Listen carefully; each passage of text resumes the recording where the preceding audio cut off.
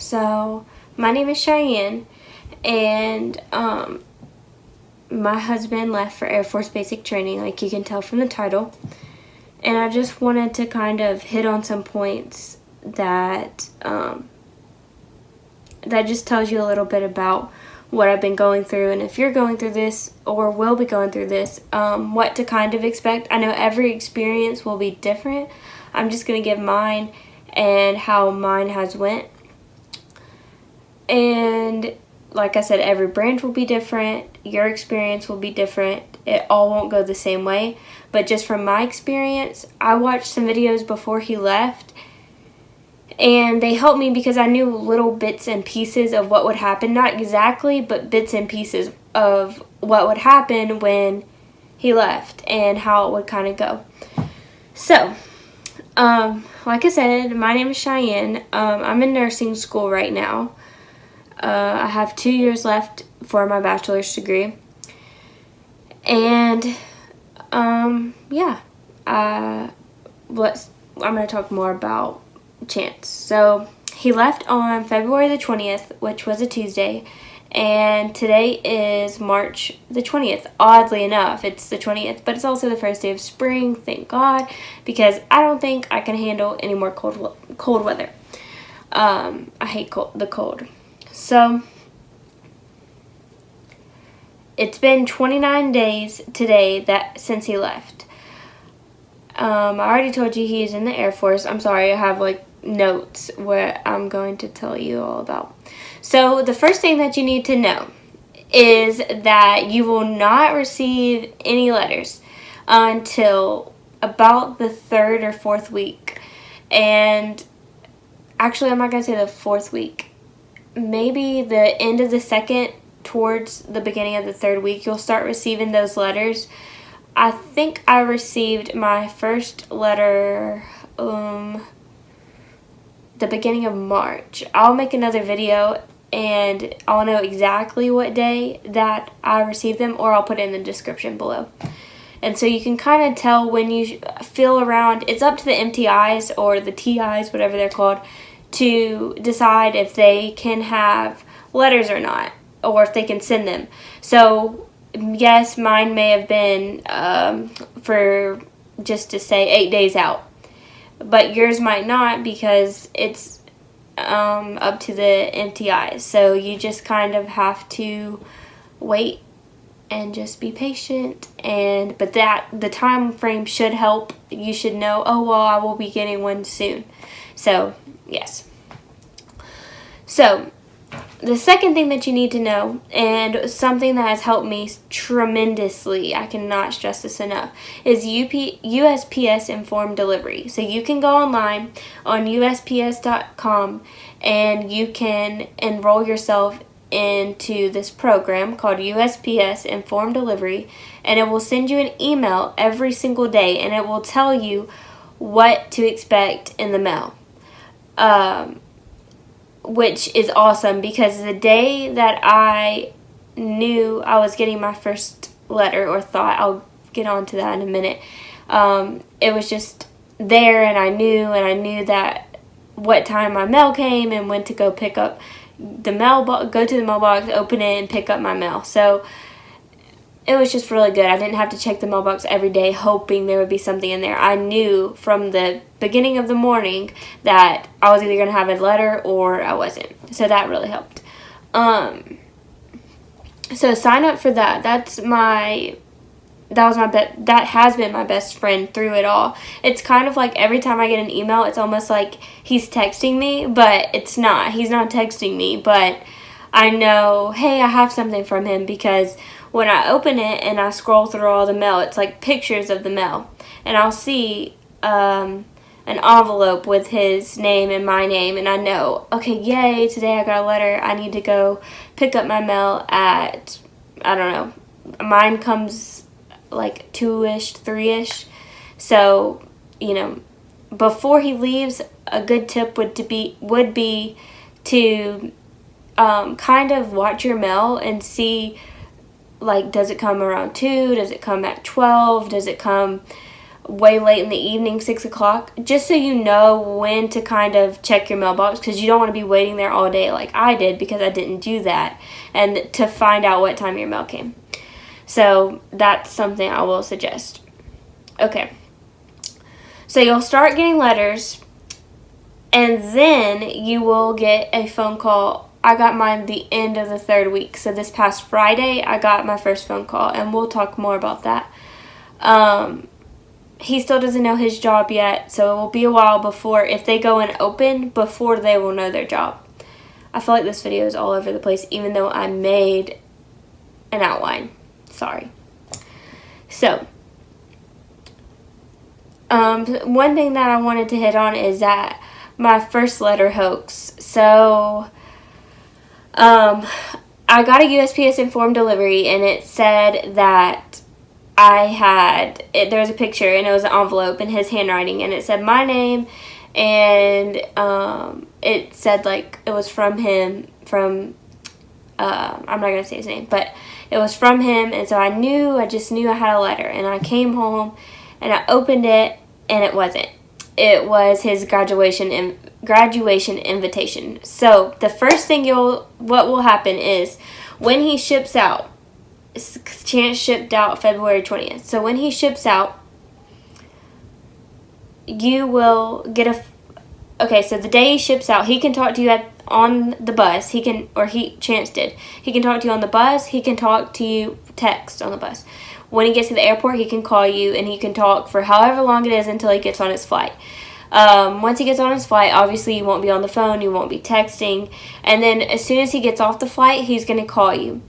Or Chance called me. So he called me, and he told me that, hey, I made it safe, and we're walking through the airport. I have to be quick so that I can get to my new bus. So I just said, okay, I love you, bye. Then the next thing I got, and this is different from what I heard before. Some people, if you go watch other videos, some people said that when he got to Lackland Air Force Base, he was able to call them and say, it's like a scripted message, I've made it here safe, I'll talk to you soon when I can, love you, bye. But that's not the case for me. He actually texted me, and it was a scripted text. I'm not exactly sure, I should have wrote it down, but what it said, it said something like, I made it safe, I don't even know if it said I love you, but it was very scripted, one line, just telling me that he was there. And I immediately, and I can type fast, I know all the girls out there can kind of type fast, but I can type fast, and I just sent okay, just so he knew I got it. And by the time I had sent that and read that one-line text, his phone was off, because he has an iPhone, and it did not deliver. So that's how fast they took his phone away from him. And that was kind of hard, but we'll get on to like how to deal and coping and things like that later. Now I just want to give you like the outline of how it should go, and just, what to expect. So, then the very next day, I got a phone call, and I was at work, and I was freaking out because his name popped up on my phone, because they can take their phone, and because I'll get those phone calls every now and then where they can call you and let you know how it's going, and you normally have about 15 minutes, and it totally depends on the MTI and what they allow. So, yes. So, he called me, and he said, this is my address, and we rehearsed this before he left, so you should rehearse this with your significant other as well, or you should let their mom know if they're just your boyfriend, or not just, but if you're just boyfriend and girlfriend and you're not married, they'll probably only be allowed to call their mom or their guardian, so you should kind of discuss this with them. They'll have 4 minutes or less to let you know their address, and it's not just 114 Brookhaven, blah blah blah. It's going to be like AB, name, last name, or first name, last name, middle initial, some number TRS/flight, and then some number, dorm, some number, and then Lackland Air Force Base, Texas zip code. So it's really long and there's a lot of numbers, so be prepared for that because I wasn't. I thought it was just going to be, I don't know why I thought that, but I did think that it was going to be like a regular address. So with that said, just be prepared for that. And then the next thing that you should wait for is the letter from USPS informed delivery, and that's just that will be your last phone call, the last time you hear from him, and it'll suck at that point, but like I said, we're going to get to coping strategies later. The next thing that I want to talk about is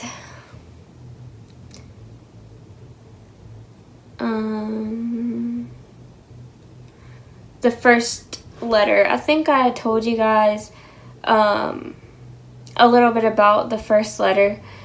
My husband's an element leader, and when he went in, his recruiter told him to lay low, don't volunteer for anything or anything like that. Well, when he got there, he was one of the better ones, and he was picked to be an element leader. And if you all are interested in what he said about it in his letters, and whether or not to tell your boyfriend or your husband to do this or not, I can make a whole other video about an element leader because he has told me a lot of things. And the next thing is your phone call. Let me back up. He actually got told that he was going to be the element leader, so don't tell your husband or boyfriend not to go in thinking, oh, I'm not going to volunteer for a job, because if they tell you that this is your job, that's your job. And that's kind of what happened to my husband. So the next thing is the phone call. So he called me this Friday, which I'm going to open my agenda and tell you guys the exact date, was March 16th. So he left the 20th and he called me on the 16th. So that way you'll have a time frame of when to expect a phone call. On the phone call, he only had 15 minutes, but it was so good. Your first phone call is going to make you feel like it's your first date all over again. I can't even explain how good it is. So he only had 15 minutes on the phone, and I think I'm leaving some stuff out of this video or this part of it that I can't tell you, that I'm forgetting to tell you about. But he had so he wrote me the Monday before, so your mail will get there every 3 days, and you will receive his about every 3 days, depending on your area, but just expect every 3 days after he sent a letter, you should get it. And so I got it Thursday night, and it told me that he was going to be calling me at night on Friday, and to expect a phone call, keep my phone on, and keep my phone on loud. So I did that. I kept my phone on all day, and I kept it on loud. Well, it got really late. Like, I'm talking 9 o'clock at night, and finally I get a phone call. You have to remember, it's 8 o'clock there and 9 o'clock your time, so that's the time that he was able to call me. Your experience might be different, but just to give you kind of a little bit of a time frame to expect, if it was me, I'd probably keep my phone on all day and on loud and on me at every time, just because you don't want to miss that. But that's just when he called me. So if you're waiting all day, just know 9 o'clock. If you're waiting all day and you're like, wait, is he going to call? 9 o'clock is when I got mine. So after that, you can kind of, if it passes 9 o'clock, maybe he got his privileges taken away. That can happen. He's not guaranteed anything, and this is all privilege. So yes, that was good. Okay, something else I want to let you guys know. So when he called me and gave me the address, I wrote down the address. And I knew I had it perfect because we had practiced this, and I just knew I had written down everything he told me. He asked me to repeat it, and then he hung up. So I just knew I had it. Well, then he sends me a postcard. That's the first thing that you'll get in the mail, is a postcard. the postcard says, it just says, I'm going to try to cover this up, but I don't know if you guys can see it. It says Cheyenne M. McGuire, and that's my name. And it just says, I made it to basic military training BMT. Safe, I am mailing you my new address and important contact information. If an emergency arises while I'm at BMT, you need to contact the local American Red Cross, blah, blah, blah, and then it gives his address. Well, the unit number he gave in this and the one he gave me on the phone were two different things.